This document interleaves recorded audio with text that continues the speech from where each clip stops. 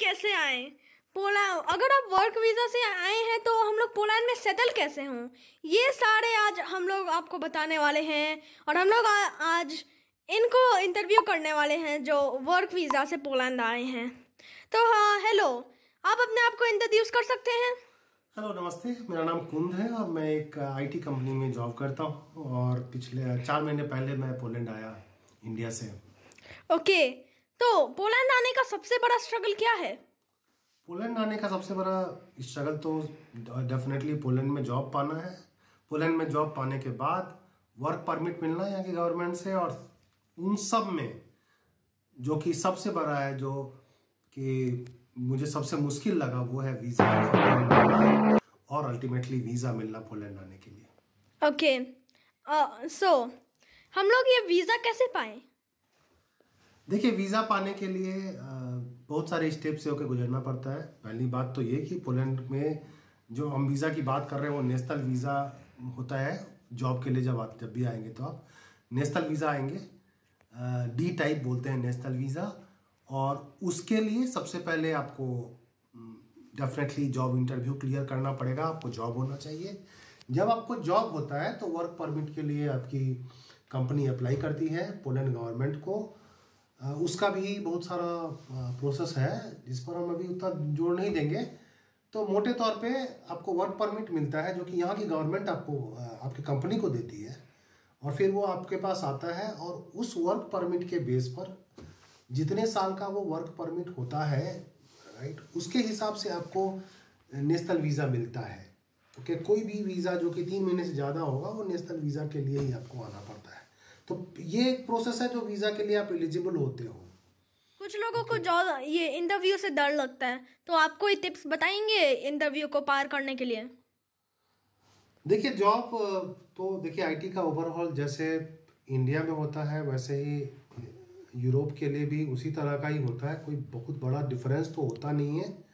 लेकिन हाँ, ये आपके ना सिर्फ यहाँ के इंटरव्यूज़ में ना सिर्फ आपका टेक्निकल स्किल बट आपका बिहेवियरल स्किल्स वगैरह भी वो करेंगे। आप कैसे बात करते हो, कैसे आप एक्सप्रेशंस करते हो, टू द पॉइंट चीज़ें ये पूछते हैं।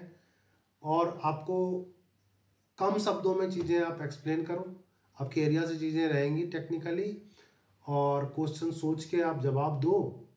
और हाँ, अपने स्किल्स को आप रिप्रेजेंट करो कि किस तरह से कर रहे हो। ओके, और ये सारा प्रोसेस के लिए कितना समय लगता है?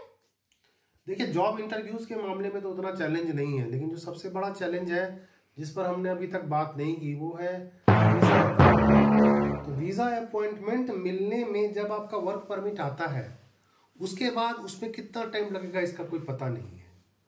जो स्टैंडर्ड तरीका है वो है, आप वीएफएस का साइट होता है, वीएफएस करती है, तो उनके साइट पे जाके आप ऑनलाइन अपॉइंटमेंट लेते हो। मैंने करीब 6 महीने तक इंतज़ार किया था वीएफएस के साइट पे जाके, मुझे अपॉइंटमेंट नहीं मिला। ओके, 6 महीने तक मैं स्ट्रगल करता रहा, अपॉइंटमेंट नहीं मिला। मैं सुबह भी ट्राई किया, रात, हर टाइम पे ट्राई किया, बट वो सबसे बड़ी बड़ी बड़ी बात है और वो फ्रस्ट्रेटिंग भी होती है। और दूसरा चैलेंज क्या है कि यदि आप जिस जोन पे हैं, साउथ जोन में हैं, तो तभी आपका जहाँ से पासपोर्ट है खासकर उस जोन के अंदर में ही आपको अप्लाई कर सकते हैं। तो ये भी चैलेंज है कि आप हर जगह जाके कहीं भी नहीं कर सकते। जैसे आप साउथ में हैं तो मुंबई कॉन्सुलेट आपका होगा, नॉर्थ में है दिल्ली कॉन्सुलेट होगा, और उसके हिसाब से उसके आसपास के सेंटर्स में ही आप, उसमें के जो सेंटर्स हैं वहाँ करना पड़ेगा। तो मिला, हमें नहीं मिला, और मैंने मैक्सिमम देखा है कि अब बहुत मुश्किल हो गया, ऑलमोस्ट इम्पॉसिबल हो गया है। दूसरा तरीका जो कि गलत है, बहुत सारे एजेंट्स हो गए हैं, मैं उसको तरीका भी नहीं बताऊंगा। वो लोग बोलते हैं कि वो कहीं से अपॉइंटमेंट लाएंगे, क्योंकि लोग फ्रस्ट्रेट हो जाते हैं, अपॉइंटमेंट नहीं मिलता है, और वो 20-20, 25-25 हज़ार रुपये लेते हैं। लेकिन मुझे नहीं लगता कि कोई पॉसिबिलिटी है कि उनके थ्रू आपको अपॉइंटमेंट मिलेगा। तो मेरे हिसाब से तो समय की बर्बादी है। जो तीसरा तरीका है, जब मैंने ये देखा, मैंने एजेंट से भी वैसे बात की थी, लेकिन मुझे लगा कि वो ठगेंगे ही। तो फिर मैं जब बहुत निराश हो गया था तो मुझे ये हुआ कि मैंने कहीं देखा कि कॉन्सुलेट को मेल करना पड़ता है, उसमें भी जवाब देते हैं नहीं, उसका भी पता नहीं है। तो मैंने डिफरेंट मेल आईडी से कॉन्सुलेट को मेल किया। उसमें डिटेल दिया, उसमें अपना वर्क परमिट अटैच किया, उसमें अपना प्रॉब्लम दिया, उसमें अपना एक्सपीरियंस बताया, उसमें सारी चीज़ें मैंने लिखी कि मैं क्यों आना चाहता हूँ, क्या ज़रूरत है, मुझे इंटरेस्ट क्यों है, मेरे पास क्या क्या चीज़ें हैं। मैंने सब कुछ डिटेल वहाँ पे दिया, अपना पासपोर्ट का कॉपी दिया और 2-3 आईडी से मैंने वो डिटेल दिया।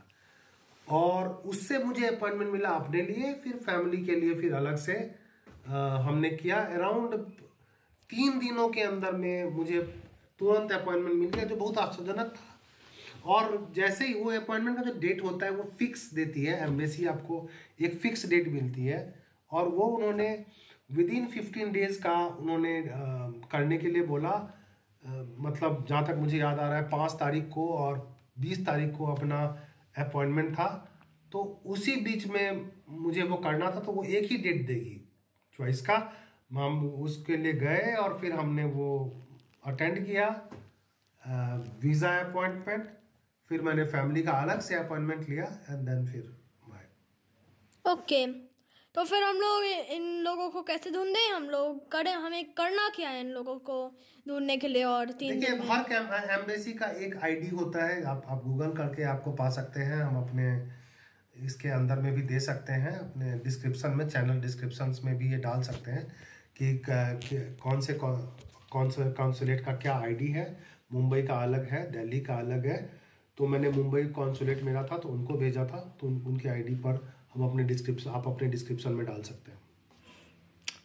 ओके, और ये आईडी पाने के बाद हम लोग क्या करें?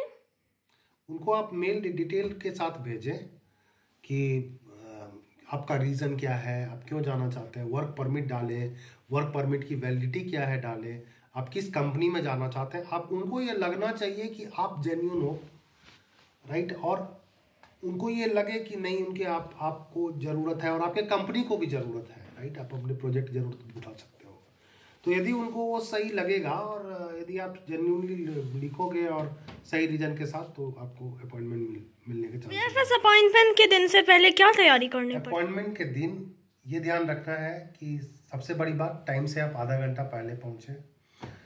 और यदि आप मुंबई के नहीं हो, जहाँ पर आपका कॉन्सुलेट है या जो भी आपका सेंटर है वहाँ से नहीं हो, तो और इम्पोर्टेंट हो जाता है कि आप जिस दिन आपको आपका अपॉइंटमेंट है उस दिन से एक दिन पहले वहाँ पर जाएं, फ्रेश होएं, वो जगह देख के जाएं जहाँ पर कॉन्सुलेट है। मोटे तौर पर ये बताना चाहता हूँ कि आप अपॉइंटमेंट से आधा घंटे पहले आप वहाँ पहुँच जाएं। एक बार डॉक्यूमेंट फिर से चेक कर लें, क्योंकि कुछ ना कुछ वहाँ पर जाने के बाद याद आया कि कुछ प्रिंट आउट नहीं लिए या कुछ, तो ये भी पॉसिबिलिटी होती है। तो वो आप एक बार फिर से चेक कर लें अपने डॉक्यूमेंट। कुछ मिस कर रहा है तो आसपास में जो भी प्रिंट आउट जहाँ से भी निकाल सकते हो वहाँ से आप प्रिंट आउट निकाल लें और उसके बाद आप जाएं। वहाँ पर जाने के बाद आपको अपॉइंटमेंट लेटर मांगेंगे। यदि आपने मेल कॉन्सुलेट से किया है। एक आखिरी चीज़ जो कि मैं ऐड करना चाहूँगा कि अपॉइंटमेंट के दिन ये ध्यान रखना है कि आप टाइम पे पहुँचे। यदि आप उस शहर से हैं या उस जहाँ पे कॉन्सुलेट है तब तो अलग बात है, आप उस दिन भी जा सकते हैं। यदि आप किसी और शहर से हैं तो एक दिन अपॉइंटमेंट से एक दिन पहले पहुँचें। जहाँ पर आपका कॉन्सुलेट है वहाँ पर जाके एक बार देख लें, ये मैं सजेस्ट करूँगा। मोटे तौर पे बात यह है कि आपको टाइम से अराउंड आधे घंटे या मैं तो बोलूँगा कि 1 घंटे पहले आप वहाँ पर पहुँचे। बहुत बारी कोई ना कोई डॉक्यूमेंट मिस कर जाता है, आपको अचानक ध्यान पे आता है, कुछ भी हो सकता है, तो आप पहले पहुँचें। अपॉइंटमेंट लेटर वो देखेंगे, यदि बीएफएस से आया है तो उसका पीडीएफ, यदि आपको कोई मेल आया है तो मेल दिखाना पड़ेगा। आपका नाम वहाँ पे होता है, वो चेक करते हैं उसके अगेंस्ट, तो इस चीज़ का ध्यान रखना है। और वहाँ पे जाके वीएफएस में आपको वो प्रीमियम सर्विसेज, लॉन्च वगैरह के लिए आपको पहले वहाँ पर जाने के लिए बोलेंगे। तो मैं ये तो नहीं बोलूँगा लॉन्च वगैरह की सर्विसेज लें, कुछ उतना फ़ायदा नहीं दिखा मुझे। लेकिन आप वीएफएस का जो वीज़ा फॉर्म फिल सर्विस है वो मैं बोलूँगा कि आप ले लो। उतना ज़्यादा कॉस्टली भी नहीं होता है, जहाँ तक मुझे याद है 3000 रुपये के आसपास आता है वीज़ा फॉर्म फिलिंग सर्विस। तो वो मैंने लिया था। इनफैक्ट मैं तो पूरा फॉर्म भर के गया था और उसके बाद अपने इवन डिपेंडेंट्स का भी, जब थे मेरे 3 डिपेंडेंट थे, मेरी वाइफ और 2 बच्चे, मैंने सबके लिए वो फॉर्म सर्विस, थोड़ा सा उसमें आपका एक तो गलती के चांस कम होते हैं, एक प्रायोरिटी ट्रीटमेंट हो जाता है, कोई भी डॉक्यूमेंट आपका मिस नहीं करेगा, वो ये एश्योर करेंगे कि है। बहुत हेल्प किया उससे जो मैंने फॉर्म फाइलिंग सर्विस ली, तो वो सर्विस मैं रिकमेंड करूँगा, not the premium service but वो आप वहाँ जाके ही आप ले लेना, ये मैं ज़रूर रिकमेंड करूँगा। That's it. और उसके बाद अराउंड 2-3 दिन के अंदर, 3 दिन, मेरा तो 3-4 दिन, अगले वीक आ गया था वीज़ा मेरा और मेरे फैमिली के डिपेंडेंट्स का।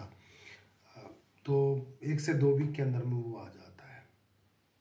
यही। थैंक यू गाइस, अगर आपको ये वीडियो पसंद आया तो आपको ये वीडियोस भी पसंद आएंगे। Check them out. Thank you.